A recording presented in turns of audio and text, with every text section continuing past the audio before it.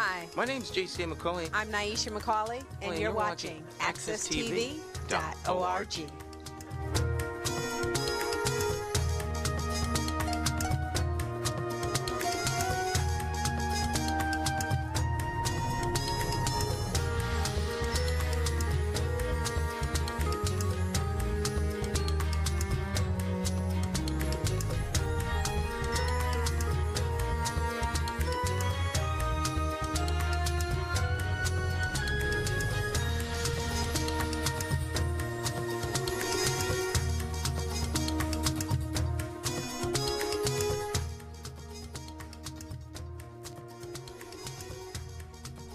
Good morning, and welcome to Miss Cleo's Storytelling Corner.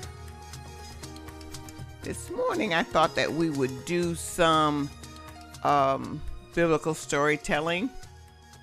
It seems like a nice time of year, and I felt kind of like telling stories from the Bible. So that's what we're going to do this morning. So we're going to start with Moses. Hold just one moment. Stan, my picture is not there. Okay. Can they see me? Yes, you're live. Okay, live. Okay, just want to make sure you were there. Okay. Well, this is the story is called The Cluster of Grapes from the Land of Canaan. Now, if I was naming this story, I'd name it just the nature of people, just the nature of man. But most of us who are Christians or who have learned about the stories in the Bible have heard these stories many, many times. So I'm just going to do a little recap on where they are right now. They're in Sinai. They're really near Canaan, between Canaan and the desert. The Israelites have camped out there for about a year, and then all of a sudden the cloud over the tabernacle started to move. And so they knew that God was telling them to leave. So they packed up the tabernacle and their tents and all of their belongings, and they started to move. And this is where we are now. God is leading them. I'll start. They took down the tabernacle and their own tent and journeyed northward toward the land of Canaan for many days, led by the pillar of cloud by day and the pillar of fire by night. At last they came to a place just on the border between the desert and Canaan, called Kadesh, or Kadesh Barnea. Here they stopped to rest, for there were many springs of water and some grass for their cattle. While they were waiting in Kadesh and were expecting soon to march into the land which was to be their home, God told Moses to send onward some men who should walk through the land and look at it, and then come back and tell what they had found, what kind of land it was, what fruits and crops grew in it, and what people were living in it. The Israelites could more easily win the land if these men, after walking through it, could act as their guides and point out the best places in it and the best plans of making war upon it. There was need of wise and bold men, for such a work as this, for it was full of danger.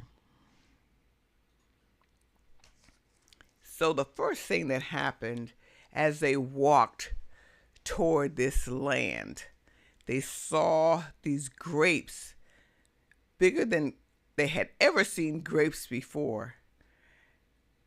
And they carried them back to the camp with them when they left. But as they looked through the land, it was full of fruits and cattle and water and everything that God had promised them that they would get in the land of milk and honey. It was wonderful. And then they came upon the people who were like giants. They were strong and mighty, and they were fearful of them. So as they went through the land and they looked all around, and they came back and they told the Israelites what a wonderful land it was. And they showed them the grapes, the cluster of grapes that they had. But they said, the people there, they're giants. They're giants. Way bigger than us. And most of the men that went, and there were 10, said, oh no, we can't take this land. These people are too big. We're too small. We can't do this. We can never win. We can never win this. And that's when Caleb spoke up. One of the spies, who was Caleb, said, all that is true, yet we need not be afraid to go up and take the land. It is a good land, well worth fighting for. God is on our side, and he will help us to overcome these people. But all the other spies except Joshua said, no, there is no use in trying to make war upon such a strong people. We can never take those city walls, and we dare not fight those tall giants. And the people who had journeyed all the way through the wilderness to find this very land were so frightened by the words of the 10 spies that now, on the very border of Canaan, they dared not enter it. They forgot that God had led them out of Egypt, that he had kept them in the dangers of the desert, from the dangers of the desert, that he had given them water out of a rock and bread out of the sky, and his law from the mountain. All that night, after the spies brought back their report, the people were so filled with fear that they could not sleep. They cried out against Moses and blamed him for bringing them out of the land of Egypt.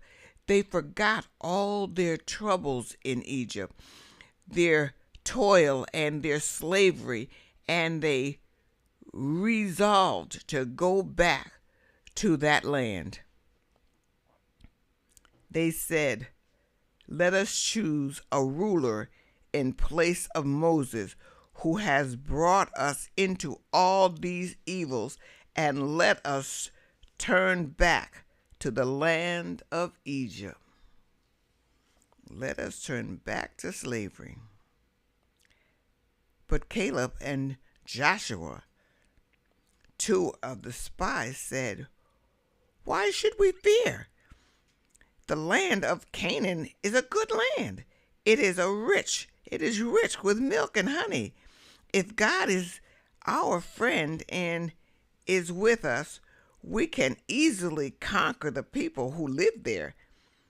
Above all things, let us not rebel against the Lord or disobey him and make him our enemy." But the people could not change.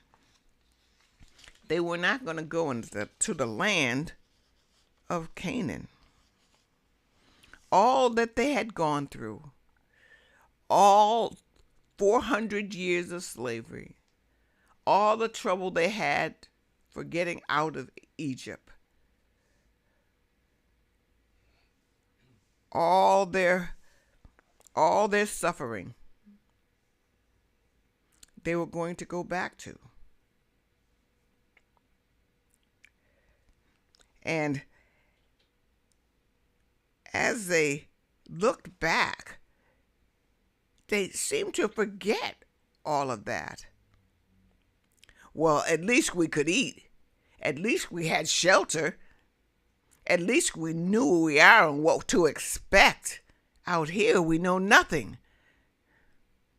They had forgotten the loyalty of God.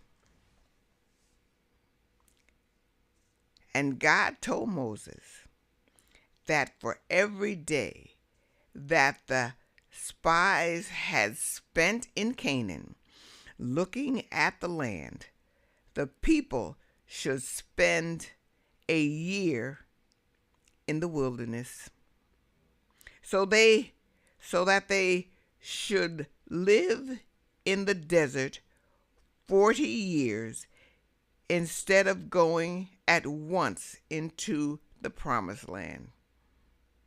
When Moses told all God's words to the people, they felt worse than before.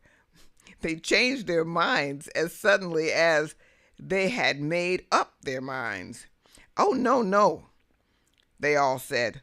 We will not go back to the wilderness. We're not going back there. We will go straight into the land and see if we are able to take it.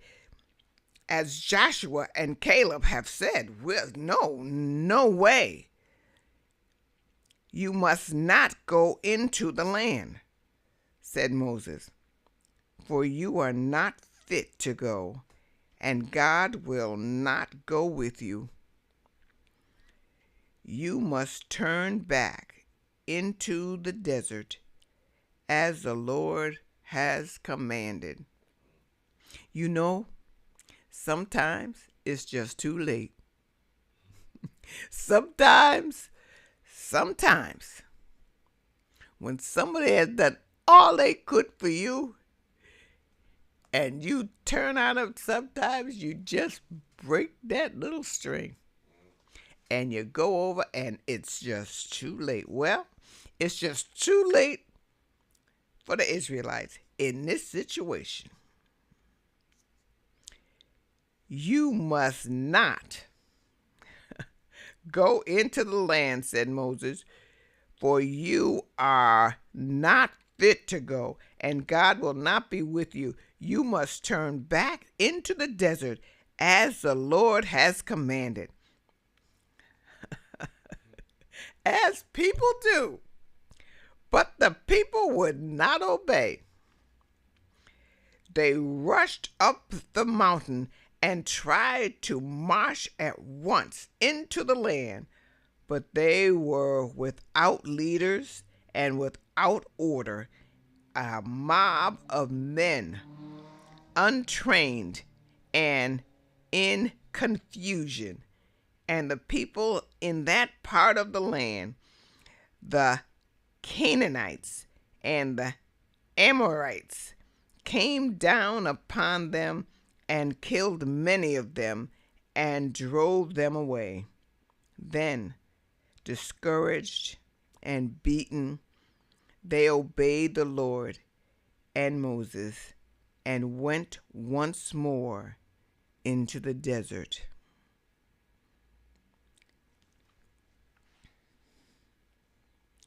Broken, confused,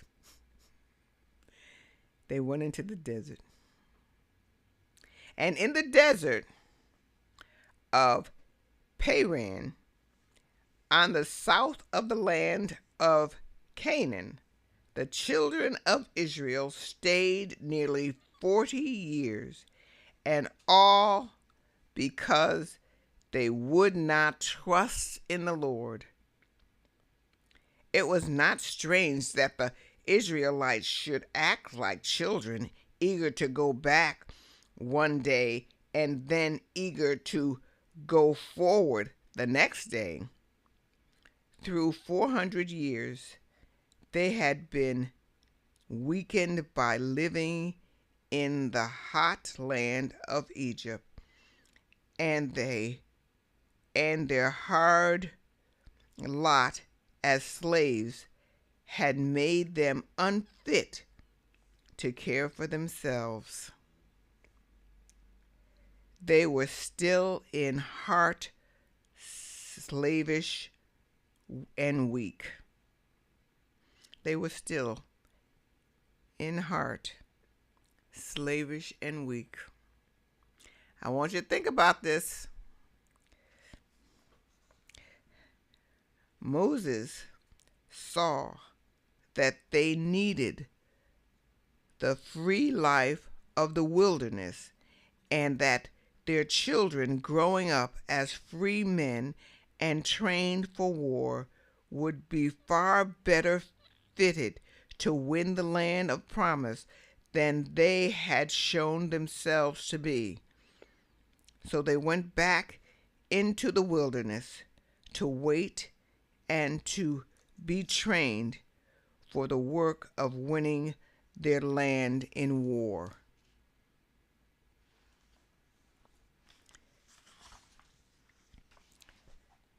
That is part of the story of the Israelites. And 400 years of slavery. That familiar? They were too weak. They were not organized. They were lost. They were used to other people telling them what to do. They weren't used to thinking. They have never organized. Moses went there and organized them. It just reminded me somehow of ourselves. This story did ourselves in our journey as black people through slavery and up until this time. I personally think that we have come a long, long way. A long way.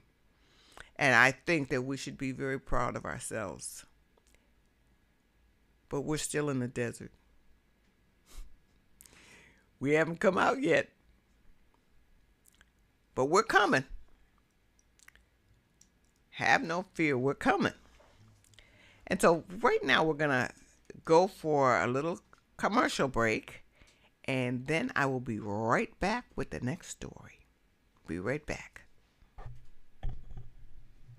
We all know smoking is harmful, right? But did you know that even after the smoke clears, the danger remains? This is called third-hand smoke. Third-hand smoke is the toxic residue left behind on surfaces like furniture, walls, or even clothes. These harmful chemicals can linger for days, weeks, or even months.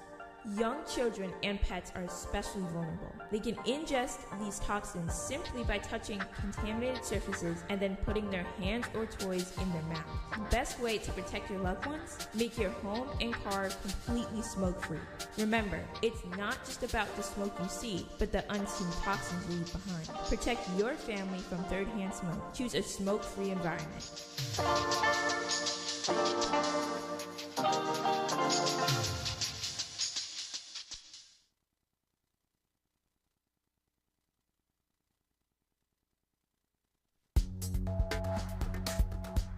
I feel that Hartford Parent University is a great asset to our community. It actually helped me to advocate for my children in ways that I didn't think I was going to be able to.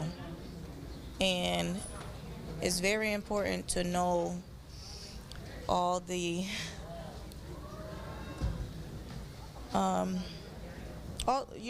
it's important to know the resources that we do have, because a lot of parents don't know about the resources. They don't know where to look. They don't know where to start. Some parents feel that, they're by themselves. They don't know who they can turn to for any help. But Hartford Parent University is one I can say you can turn to and actually get the resources and insight. And it's helpful for me as well as other parents, just to be an advocate for their children and also themselves.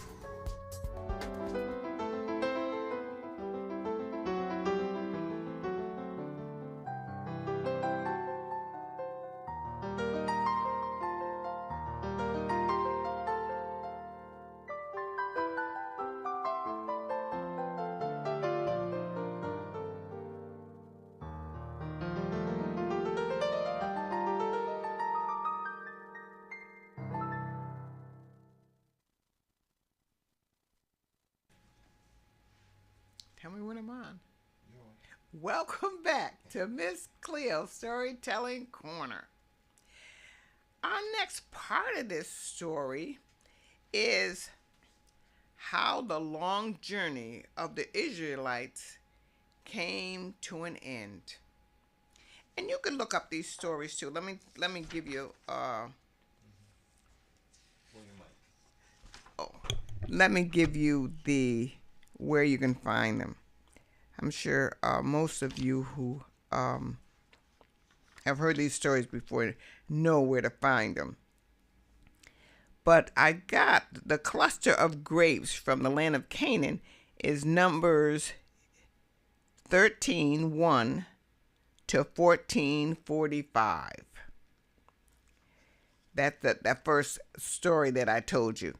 Now this story, how the long journey of the Israelites came to an end, is in Numbers 2:1 to 22:1.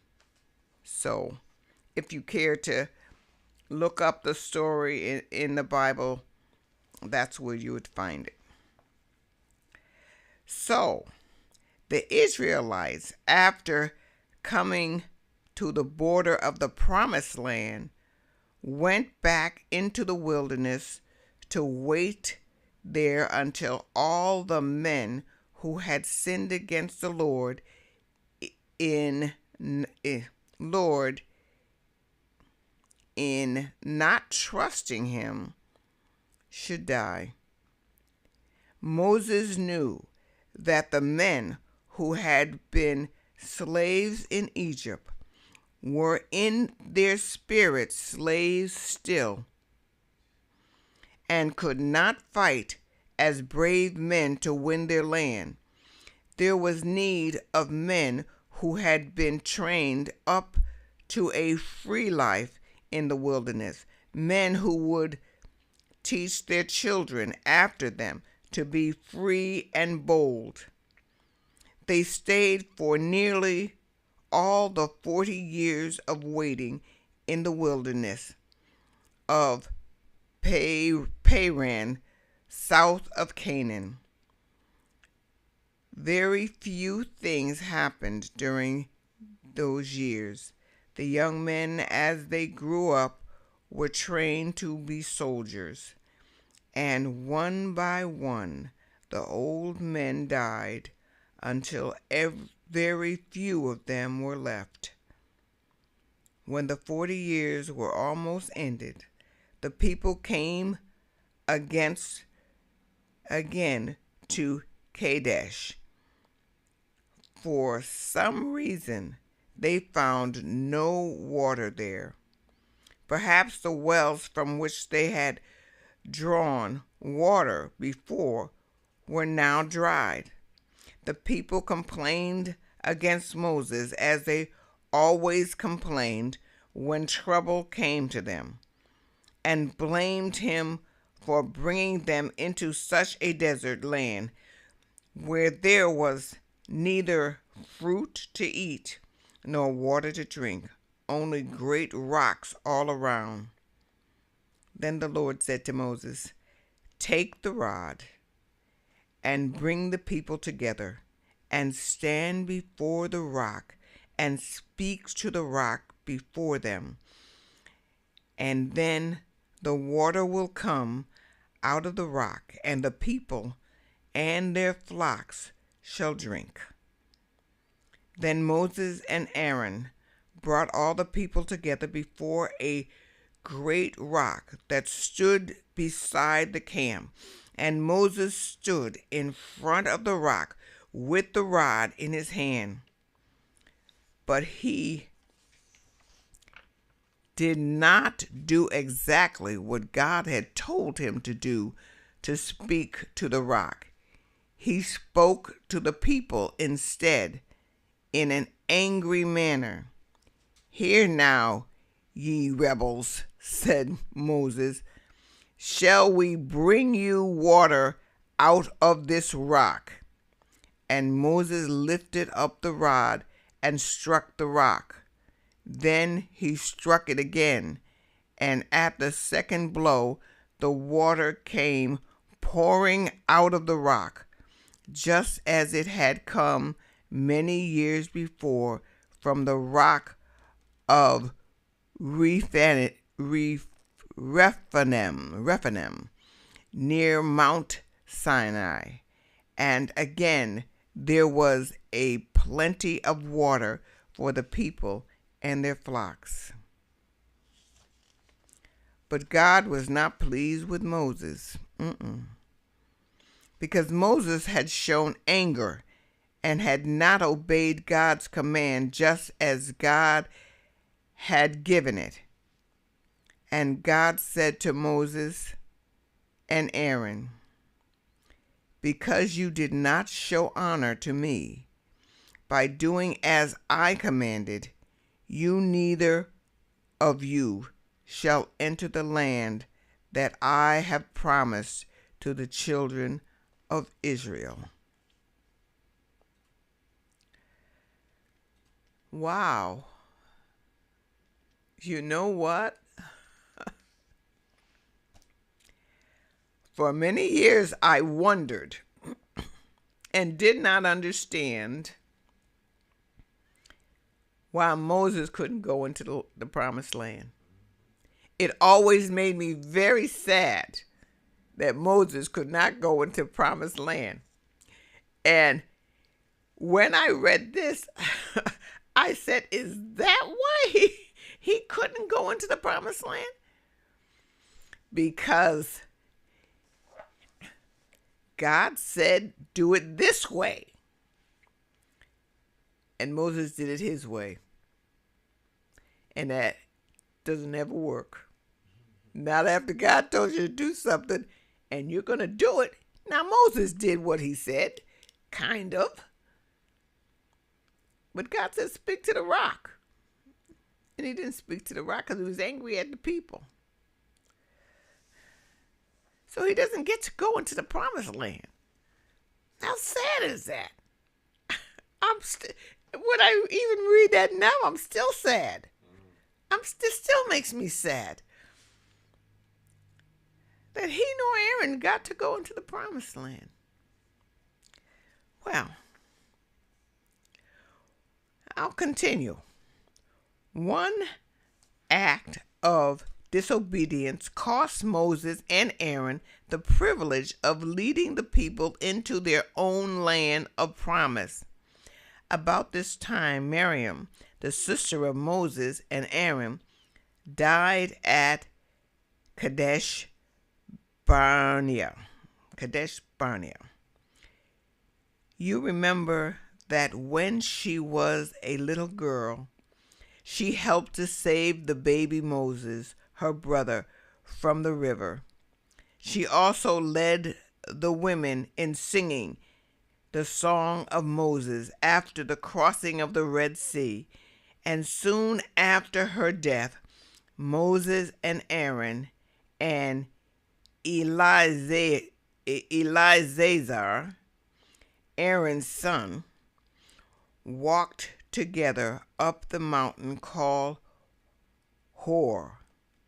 And on the top of the mountain, Moses took off the priest's robe from Aaron and placed them on his son Eleazar. And there on the top of Mount Hor, Aaron died, and Moses and Eleazar,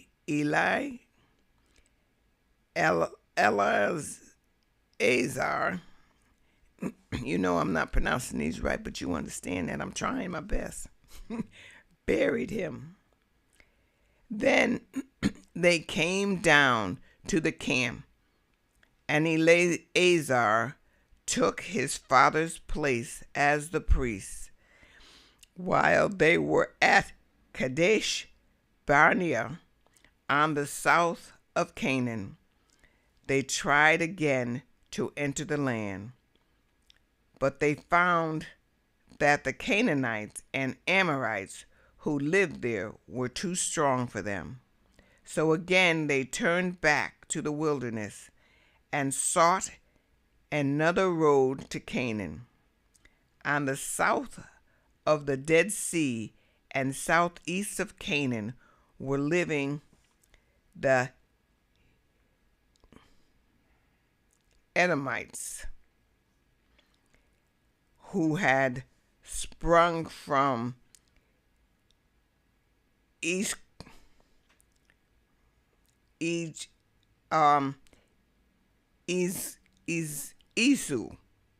I'm going to say Esau.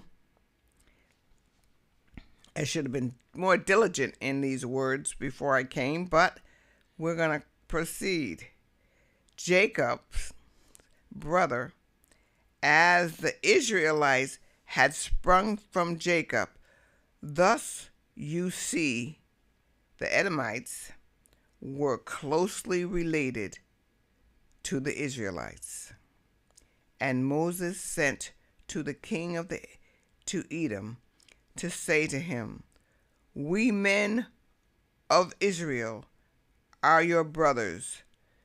We have come out of the land of Egypt, where the people of Egypt dealt harshly with us.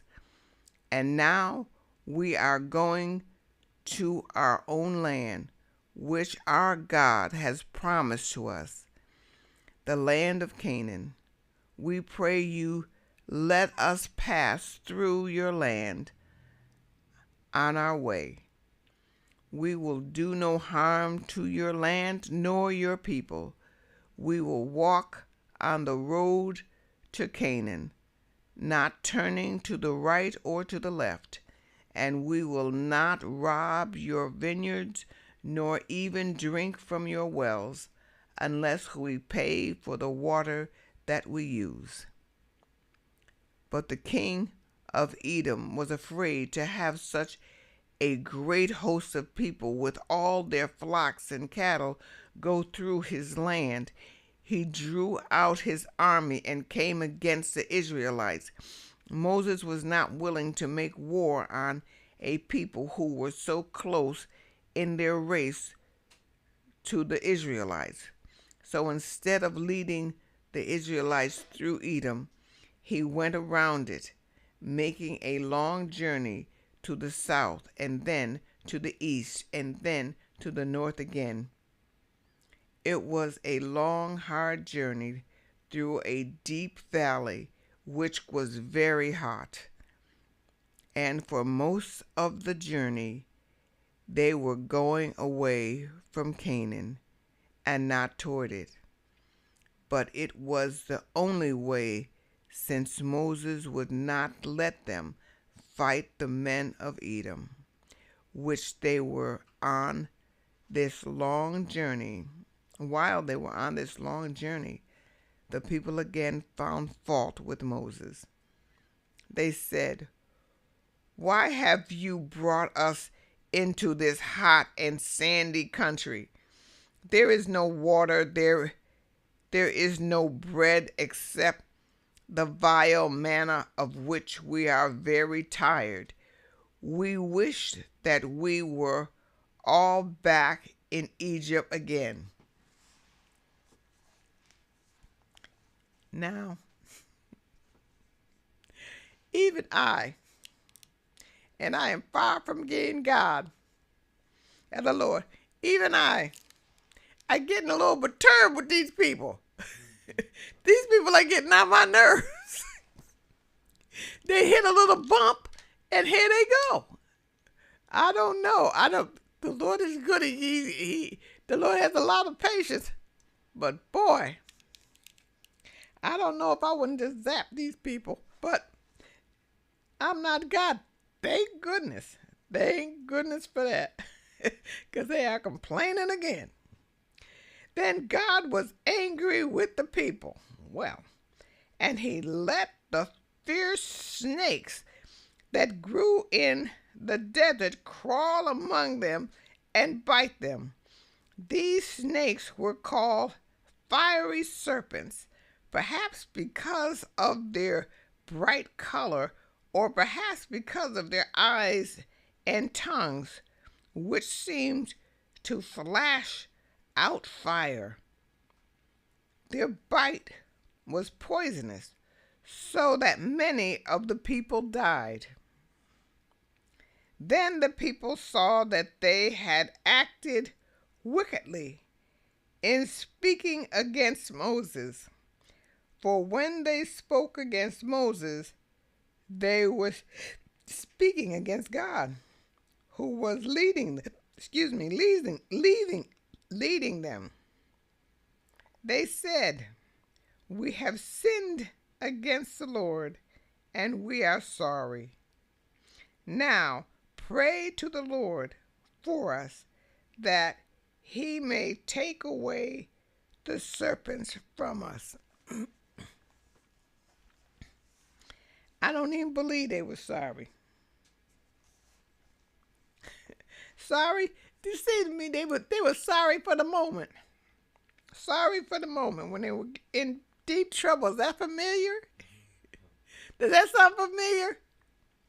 Well, just if you're think about your children and think about you. When you said you were sorry sometimes.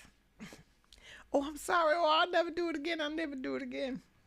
Oh, how many times I hear that from my children. I don't think God believed them for a second. Okay. So Moses prayed for the people as he had prayed so many times before. And God heard Moses' prayer, and God said to him, "Make a serpent of brass, like the fiery serpents, and set it up on a pole where the people can see it. Then everyone who is bitten may look on the serpent on the pole, and he shall live." And Moses did as God commanded him. He made a serpent of brass, which looked like the fiery snakes, and he lifted it up on a pole where all could see it. And then whoever had been bitten by the snake looked up at the brass snake, and the bite did him no harm. The brazen snake was a teaching about Christ, though it was given so long before Christ came. You remember the text which says, "As Moses lifted up the serpent in the wilderness, even so must the Son of Man be lifted up, that whoever believeth in him should not perish, but have eternal life." Northeast of the Dead Sea, above a brook called the brook Arnon, lived a people who were called the Amorites. Moses sent to their king, whose name was Sihon, the same message that he had sent to the king of Edom, asking for leave to go through his land. But he would not allow the Israelites to pass through. He led his army against Israel and crossed the brook Arnon and fought against Israel at a place called Jahaz. The Israelites here won their first great victory. In the battle, they killed many of the Amorites, and with them their king, Sihon, and they took for their own all their land, as far north as the brook of Jabbok. Do you remember how Jacob one night prayed by the brook of Jabbok? And after this, they marched on toward the land of Canaan, coming from the east, and at last they encamped on the east bank of the river Jordan, at the foot of the mountain of Moab. Their long journey of 40 years was now ended. The desert was left behind them. Before them rolled the Jordan River, and beyond the Jordan they could see the hills of the land which God had promised to them for their own. So they made it through. God carrying them all the way, huh? Wow. Well, what's familiar? You know, I've read these stories many, many, many times. But sometimes when you just read a story, you pick up on things that you sometimes it takes you a long time to pick up when you're reading the Bible. But this story it just makes me feel, well, I'm probably looking down. I'm probably making myself an angel, you see. Sitting next to God, looking down and seeing all the hard work he's doing.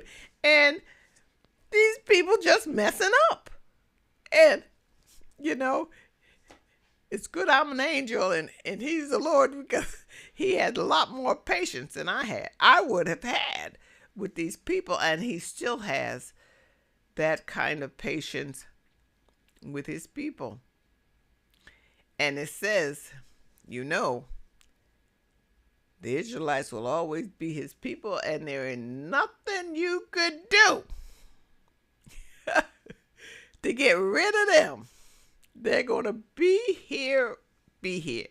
God's going to take care of what the Jews call the Gentiles. He's going to take care of us because we loved him and we follow him. But he is always going to take care of the Jews. Yes, he is. So that's my story for today. Or as feeble as it was, that's my story for today. And I really enjoyed reading it and telling it all at the same time. I enjoyed that. And as I'm reading, I'm learning. And yes, Miss Cleo will study those words a little harder and say them a little better maybe the next time she tells that story. That's my biggest lesson today. So, you know, there's always a lesson in something. You know, you come in here and you say, well, I'm going to tell them this story. And then you just bump into all these barriers, just like the Israelites did. I'm sure somewhere during the week, God said, Cleo, you better sit down and study those words. But I was so busy. I was so busy. Don't be so busy that you don't follow the word. And he only talks to you about you, Listen to your senses of God and what he's saying to you. We try. I always pray. I know I fell short. Today, Lord, but tomorrow I'm really going to try a little harder. Yes, I will visit that person. Yes, I will do this. Yes, I will do that. Well, I'm just like those Israelites. Oh, dear. I want to be better, but I'm not. I'm not, and none of us are, and we're going to keep trying, aren't we? We're going to keep trying till we make it. And, well, this is the end of our time together. So I'm going to say, as I usually say, read a little, write a little, dream big, and I will be with you next week. See you then.